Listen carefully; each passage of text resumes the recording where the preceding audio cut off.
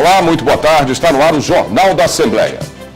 CPIs dos pedágios, dos ingressos e das áreas contaminadas se reúnem hoje no Parlamento Paulista. Tem reunião também das comissões de segurança pública, dos transportes, dos direitos humanos, da educação e da saúde. O Conselho de Ética estabelece prazo para a defesa do deputado Luiz Moura, do PT. Comissão de Saúde aprova a cartilha de orientação preventiva para idosos. Jornal da Assembleia desta quarta-feira está no ar.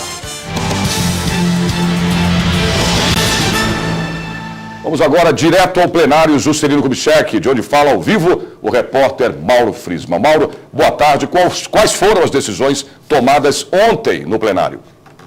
Boa tarde, Sérgio Everton. Boa tarde, Raquel Santos. Na sessão plenária de ontem, terça-feira, os deputados estaduais iniciaram a discussão do projeto de lei complementar número 13 de 2014. É uma matéria de autoria do Executivo que faz alterações na lei que transformou o DETRAN, o Departamento Estadual de Trânsito de São Paulo, em autarquia. Essas alterações têm o objetivo de criar 169 cargos naquele órgão. Até aqui, 1h15 de discussões em torno desta matéria. Ao final da sessão, os parlamentares chegaram a um acordo para que fossem consideradas 2h30 de discussões. Os trabalhos continuam hoje aqui em plenário. A matéria pode ser discutida por até 6 horas para que em seguida seja votada. Os deputados devem apreciar hoje o projeto de lei que confere poder de polícia ao Corpo de Bombeiros nas situações de concessão de alvarás de funcionamento. Existe uma outra lista de projetos que devem vir para o plenário na sessão ordinária de hoje, mas tudo isso será definido na reunião dos líderes das bancadas que começa às 4h da tarde. Daqui a pouco eu vou falar sobre a LDO, a Lei de Diretrizes Orçamentárias, que vai a voto hoje na Comissão de Finanças, Orçamento e Planejamento. Raquel. Ok, Mauro, até daqui a pouco. Os deputados da CPI dos pedágios se reuniram hoje cedo no plenário Dom Pedro I para investigar os valores cobrados nas estradas paulistas. O repórter Jeremias Gomes acompanha as discussões e tem os detalhes. Boa tarde, Jeremias. Boa tarde, Raquel. Exatamente. A reunião ainda está acontecendo sob a presidência do deputado Bruno Covas, do PSDB. Eles se reúnem para a votação de 13 requerimentos, a maioria deles destinados à Artesp, que é a agência do Estado de São Paulo de transportes. Desses 13 requerimentos, os 10 primeiros são de autoria dos deputados petistas Antônio Mentor e Gerson Bittencourt, do PT. 3 deles foram rejeitados e um deles pedido visto. Entre estes itens rejeitados, o que requeria que qualquer reajuste de tarifas nas rodovias do Estado de São Paulo fossem suspensas até o final desta CPI. Sérgio, Raquel. Ok, Jeremias. E vamos agora conversar ao vivo com a repórter Ana Kaline, que tem as informações sobre a reunião da Comissão de Segurança Pública e Assuntos Penitenciários. Ana, boa tarde. Boa tarde, Sérgio. A reunião está marcada para começar às 3h30 da tarde aqui no plenário Tiradentes, e o deputado Adilson Rossi, do PSB, que preside esta comissão, deve colocar para apreciação dos colegas parlamentares 39 itens, entre eles 14 projetos de lei. Alguns que tratam de revista íntima, um que é muito interessante, que aborda a criação da delegacia especializada em crimes contra a fauna, e também deve retornar à pauta o projeto de lei do deputado José Bittencourt, do PSD, que proíbe a revista íntima no sistema prisional do Estado de São Paulo. Além disso, os deputados devem votar também requerimentos para a realização de algumas audiências públicas. Entre eles, um requerimento de autoria dos deputados petistas Marco Aurélio e Hamilton Pereira, que querem realizar uma discussão mais aprofundada sobre a questão da segurança pública no Estado de São Paulo e também, claro, o sistema prisional. Raquel. Ok, Ana. Representantes de comunidades quilombolas e do INCRA foram ouvidos em uma audiência pública na Comissão de Direitos Humanos na Assembleia Legislativa de São Paulo. Ouviram do Ipiranga, margens plácidas. O hino nacional ao toque de tambores deu o tom da reunião. A regularização fundiária dos quilombolas do Estado de São Paulo. Temos documentação registrada em cartório, onde que tem um grande e vasto documento probatório da legitimidade dessas terras, na qual foi desapropriada. E também o intuito é produzir, tirar o pessoal das favelas. Os quilombolas são grupos de negros que viviam em regiões rurais, mas que hoje estão mais próximos das áreas urbanas, porque perderam suas terras há mais de um século para o poder privado, para a invasão imobiliária e latifúndios. Em todo o estado de São Paulo são 68 comunidades quilombolas. Destas, apenas 2 estão regularizadas. Um processo que pode demorar até 50 anos, como aconteceu com a comunidade Cafundó, em Salto do Pirapora. Na audiência pública da Comissão de Direitos Humanos, representantes do INCRA, da Secretaria de Justiça, defensores públicos e algumas comunidades quilombolas trouxeram à tona problemas dos 2 lados. A culpa é de toda a sociedade brasileira, que relegou durante muito tempo a importância da população negra, que foi fundamental para o progresso do país. É importante relembrar que, tão somente em 1988, o Estado brasileiro reconheceu que deveria reparar os danos causados a essa população. A gente tem que fazer um mutirão dos quilombolas e também do poder público, seja ele federal, estadual, municipal. Todo mundo tem que se juntar para ver como é que a gente vai resolver o problema, porque também não acho uma coisa muito justa você ficar jogando a culpa só numa instituição, porque você percebe inclusive que cada um joga para o campo do outro e fica essa história toda, a gente quer fazer gol, aproveitar que estamos em Copa, falando bastante de futebol, precisamos fazer gol para os quilombolas. Para o deputado Marco Aurélio, o caminho ainda é longo, mas os primeiros passos já foram dados. Infelizmente, os passos são na velocidade que nós gostaríamos, mas eu tenho certeza que a partir dessa audiência, muita coisa vai começar a andar. Se andava a 10 quilômetros, que ande a 15, a 20 quilômetros, mas que avance, porque a terra pertence a eles. Livros, cadernos, telefones, celulares, guarda-chuvas, óculos, documentos e muito mais. Pois é, todos os dias, infinidades de objetos são esquecidos nos vagões do metrô de São Paulo. A repórter Viviane Cesarino está no setor de achados e perdidos do metrô e conversa agora ao vivo com a gente. Boa tarde, Viviane. Quais os objetos mais inusitados esquecidos dentro dos trens de metrô? Tanto objeto inusitado por aqui que eu não sei nem por onde que eu começo a mostrar para vocês, viu? Boa tarde para vocês aí no estúdio, boa tarde a todos. Vamos lá, 4 milhões de pessoas circulam todos os dias no metrô de São Paulo. E a gente nessa pressa, nessa correria, cabeça na lua, olha só o que fica pelas plataformas, estações, pelos vagões. Já esqueceram? Dentaduras, tem umas aqui, ó, plastificadas, claro. Esse telefone também já ficou, ó, telefone meio das antigas, sem instrumento musical, também aqui. E olha só a tristeza que devem ter ficado noivo e noiva depois de esquecerem as alianças. Agora não pensa que é só coisa pequenininha, que a gente não presta atenção. Essa escada aqui, ó, tamanho, grandona, já foi deixada por aqui também. E de degrau em degrau a gente vai mostrando tudo que ficou esquecido. Os campeões do esquecimento são os documentos e também as carteiras, ó, gavetas e gavetas lotadas de documento. Tem uma coisa muito comum que as pessoas costumam esquecer também, que a gente não presta atenção, que é guarda-chuva. Olha só o tantão que tem aqui. Agora, essa bicicleta nada discreta, não sei como conseguiram esquecer, mas também está aqui na central de achados e perdidos do metrô. Eu vou conversar agora com a Cecília Guedes, que é chefe do departamento de relacionamento com os clientes da companhia do metrô. Tem muita história bacana, né, nessa questão. Agora, dos 30 mil objetos cadastrados por vocês de janeiro até maio, só 8 mil foram devolvidos. Essa taxa varia, né? Você estava me contando antes. Boa tarde. Tudo bem? Boa tarde a todos. A gente tem, a gente consegue devolver, no geral, 30%. Mas aí, quando a gente observa do tipo de objeto, então, por exemplo, ninguém volta para pegar um guarda-chuva. Mas a gente devolve 80% dos celulares perdidos. Então tem uma diferença, né, tanto quando a coisa tem um valor material, quanto um valor afetivo. A gente tem o caso de uma criança que perdeu uma boneca, ficou doente por conta de ter perdido a boneca e ela estava guardada aqui. Então quando a gente consegue devolver e a gente vê a satisfação da pessoa, ou uma pasta de documentos para a sua aposentadoria, com tudo que estava lá preparado para a aposentadoria, perde a pasta com tudo isso. E dinheiro, já acharam? Também. Então você tem a gente faz uma guarda não só de valor material, mas de coisas que têm um significado só para aquela pessoa. né? Que, por exemplo, é uma pasta de documentos desse tipo.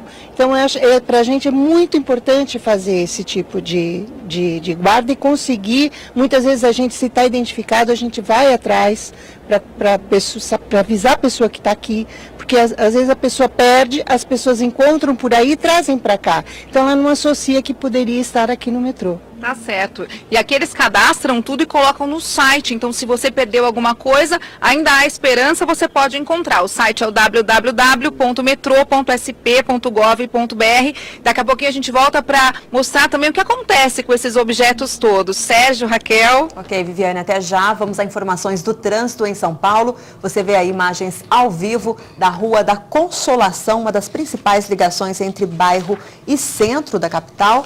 Trânsito bastante intenso, mas fluindo normalmente na região e sem pontos de congestionamentos. Amanhã foi fria em São Paulo. Agora à tarde a temperatura sobe um pouco, mas no começo da noite volta a esfriar. A mínima foi de 13 graus e a máxima não passa dos 26 graus. Vamos ver como fica o tempo no interior do estado. Em Campinas, céu parcialmente nublado e a máxima chega aos 25 graus. Em São José dos Campos, os termômetros chegam aos 26 graus. Em Sorocaba, a máxima também vai ser de 24 graus. E em Ribeirão Preto, calor, apesar de céu encoberto, a máxima deve chegar nos 27 graus. E você vai ver a seguir: deputados discutem a lei de diretrizes orçamentárias para o ano que vem. E mais, Conselho de Ética da Assembleia estabelece prazo para a defesa do deputado Luiz Moura, do PT, sobre supostas denúncias de envolvimento com criminosos. A gente volta em menos de um minuto. Até já.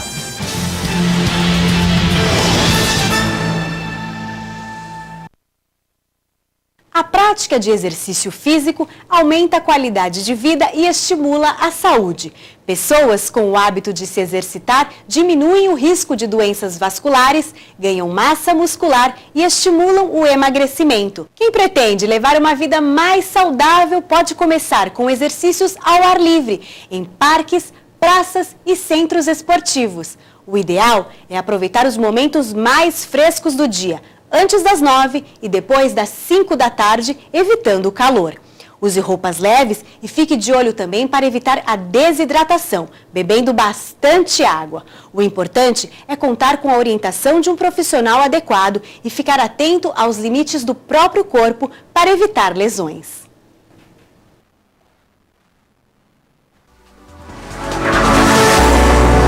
TV Alesp, a TV da cidadania.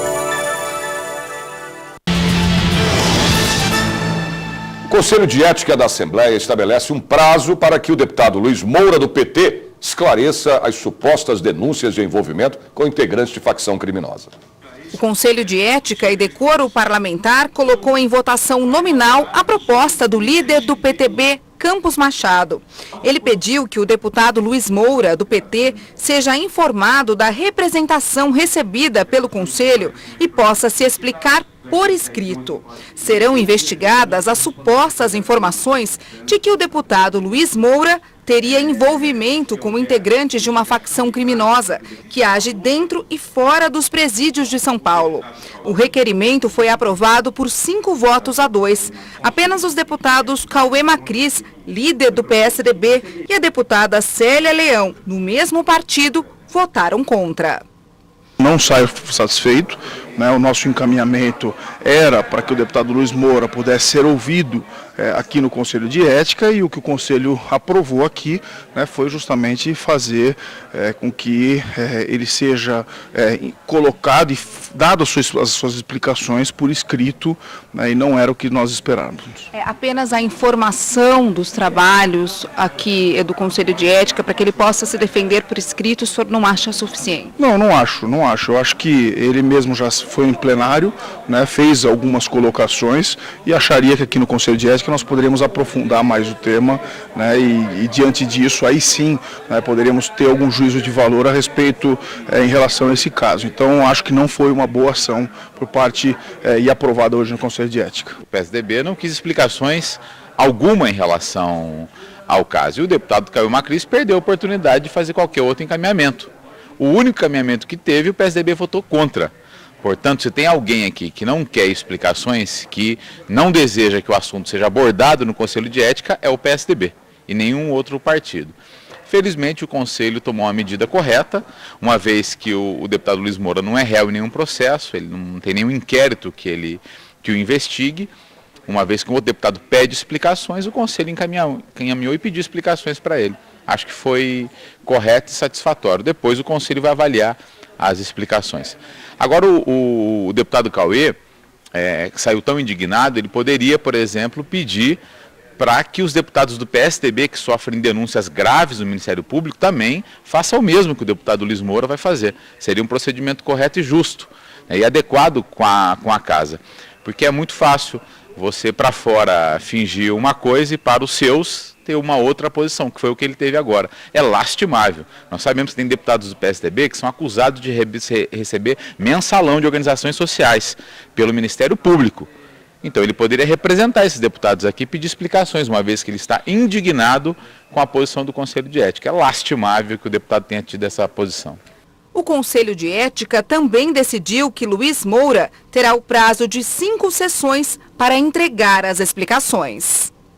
A partir daí, dessas explicações, nós podemos então dar sequência fazendo uma investigação, como o Conselho de Ética tem que fazer, ou então arquivar. Isso o Conselho vai decidir após o recebimento por escrito dessas explicações pelo deputado Luiz Moura.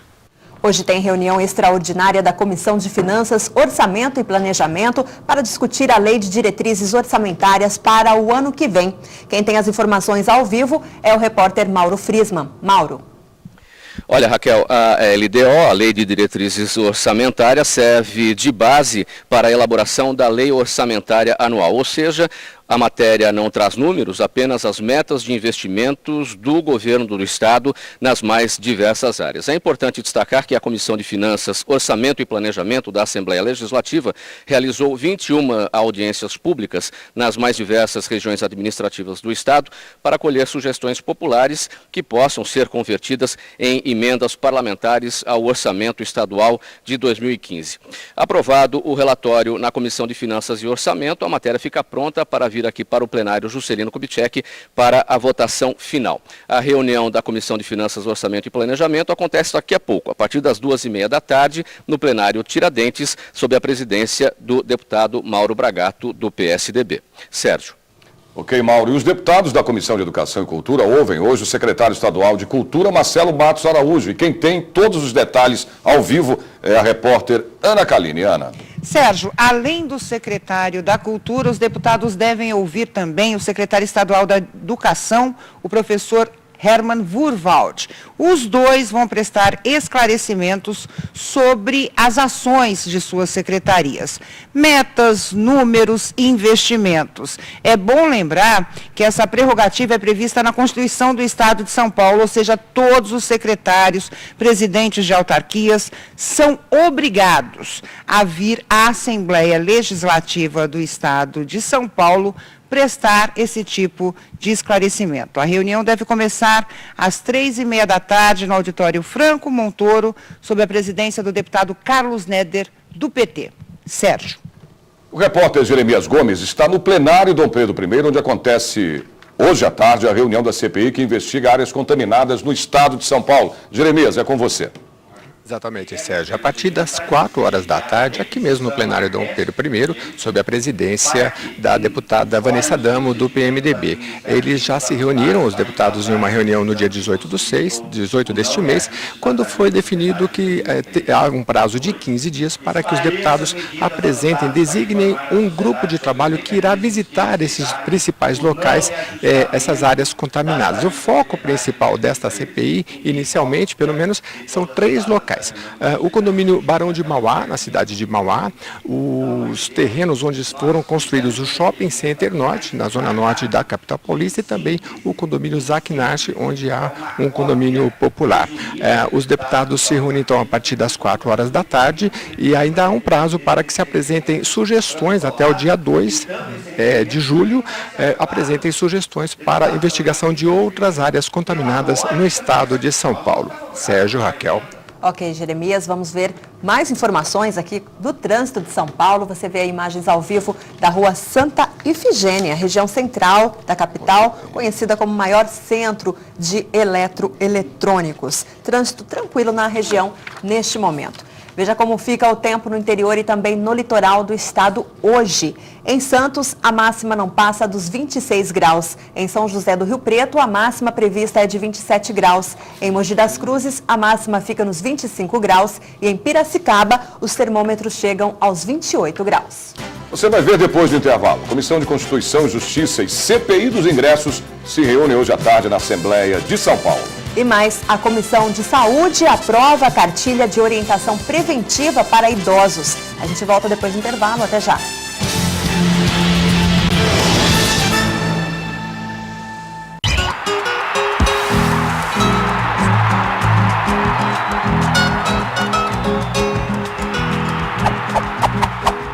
Já vimos quantas mudanças o uniforme da seleção teve no passar dos anos, né? Mas agora você vai ver como era em 1953. Este é o de 54, quando surge a amarelinha. Olha só que beleza! Em 58, este foi o uniforme utilizado na final da Copa. Veja o uniforme, então, da Copa de 62.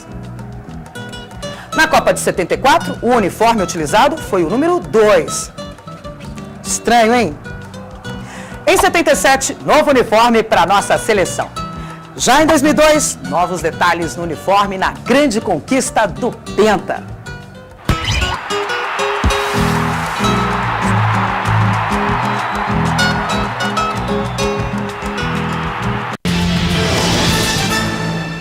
Voltar a falar ao vivo com a repórter Ana Kaline, que tem todas as informações da reunião de hoje dos deputados que integram a Comissão de Constituição, Justiça e Redação da Assembleia. Ana.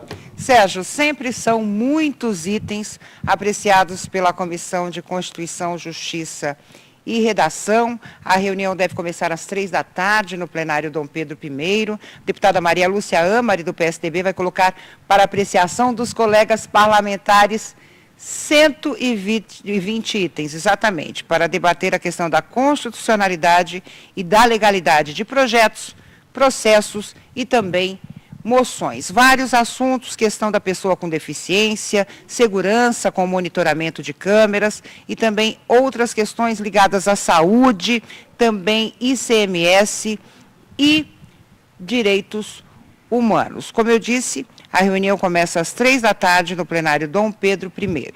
Sérgio. Ok, Ana, obrigado com você, Raquel.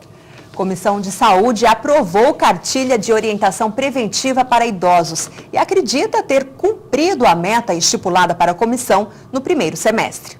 Foram 5 aprovações, entre elas o projeto de lei de autoria do deputado Orlando Bolsoni, do PSB, que cria a cartilha de orientação para prevenir as quedas sofridas pelos idosos.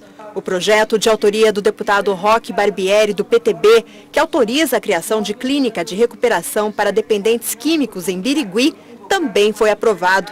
A presidente da comissão, deputada Thelma de Souza, do PT, disse que as metas do primeiro semestre foram cumpridas e adiantou qual será a pauta da comissão para o segundo semestre.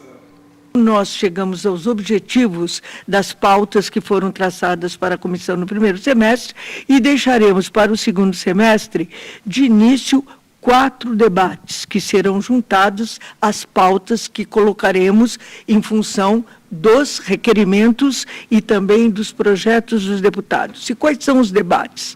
Nós vamos ter um debate com o Ministério da Saúde sobre a questão da AIDS, o Departamento Específico de Hepatites e Combate às Doenças Sexualmente Transmissíveis. Vamos ter um debate sobre o plano de carreira e questão salarial dos cirurgiões dentistas, e já está na pauta há mais de 2 meses como debate. Faremos um terceiro debate, que é justamente a questão da FURP, que é a Fundação do Remédio Popular, sobre contratos que aconteceram envolvendo a Alstom e outras empresas que estão sendo denunciadas no metrô. É importante porque elas têm uma imbricação com a situação dos remédios. Nós precisamos precisamos trazer isso a limpo e vamos ter também a presença do senhor ministro da Saúde, Arthur Quioro, para fazer um balanço sobre o projeto Mais Médicos, tão exitoso no país. O repórter Jeremias Gomes tem agora os detalhes ao vivo da reunião dos deputados da CPI que investiga problemas relacionados à compra e venda de ingressos para eventos culturais em São Paulo. É isso, Jeremias? Exatamente, Sérgio. A partir das 2 da tarde, no plenário, no auditório Teotônio Vilela, sob a presidência do deputado Mauro Bragato, do PSDB, os deputados vão se reunir. O foco dos debates da investigação dessa CPI tem sido a chamada taxa de conveniência cobrada por estas empresas que vendem ingressos, principalmente pela internet. E essa taxa de conveniência que chega a 20% do valor do ingresso e é considerada abusiva pelos próprios órgãos de defesa do consumidor. Já foram ouvidos por esta CPI as empresas representantes da Ingresso Rápido, Live Pass e Ingresso Fácil. Devem ser ouvidos nesta data, logo mais às 2 da tarde, as empresas Ingresso.com, T4F e Web Rockers. Sérgio, Raquel. Ok, Jeremias, às 6 da tarde de hoje acontece no Auditório Franco Montoro um ato solene em homenagem a Walter Barelli, economista, político e ex-ministro do Trabalho do governo Itamar Franco. Quem tem mais detalhes é o repórter Mauro Frisman. Mauro.